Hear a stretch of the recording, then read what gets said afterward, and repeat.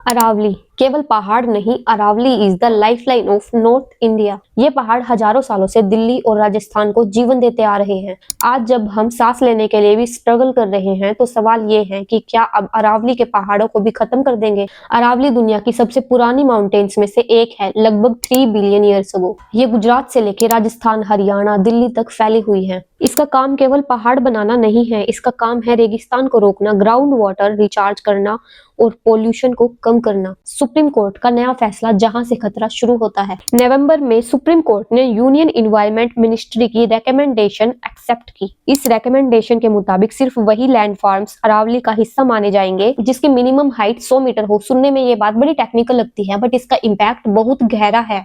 इस फैसले का मतलब है कि अरावली के हजारों हेक्टेयर्स ऐसी पहाड़ी रोकी एरियाज जो 100 मीटर से कम हाइट के हैं लेकिन इन्वायरमेंट के लिए जरूरी हैं, बट वो लीगली अब अरावली नहीं माने जाएंगे। और जब कोई एरिया अरावली की डेफिनेशन से बाहर आता है तो वहां पर कमर्शियल एक्टिविटीज, माइनिंग और कंस्ट्रक्शन का रास्ता भी खुल जाता है। अब जानते हैं राजस्थान के लिए अरावली क्यों लाइफलाइन है। राजस्थान पहले से ही पानी के सीवियर क्राइसिस से जूझ रहा है। अरावली के लो हाइट हिल्स बारिश के पानी को ऑब्जर्व करके जमीन के अंदर भेजने का काम करती हैं। अगर इन एरियाज को लीगली अरावली नहीं माना गया तो ग्राउंड वाटर रुक जाएगा, कुएं और हैंडपंप सूख जाएंगे, गांव और शहरों को पानी के लिए तरसना पड़ेगा। अरावली एक नेचुरल ग्रीन वॉल की तरह काम करती है। ये राजस्थान के डेजर्ट टेस्ट को दिल्ली एनसीआर तक पहुंचने से रोकती है। दिल्ली का हाल दुनिया के सबसे पोल्यूटेड शहरों में है, ये सबको पता है, लेकिन अरावली के लो हाइट वाले एरियाज भी खत्म हो गए तो दिल्ली का पोल्यूशन और ज्यादा अनकंट्रोलेबल हो जाएगा। यानी अरावली अगर खत्म होती है तो नुकसान ये होगा, राजस्थान का रेगिस्तान और ज्यादा आगे बढ़ेगा, दिल्ली एक परमानेंट गैस चैम्बर बन जाएगी, मॉनसून पैटर्न बिगड़ जाएगा,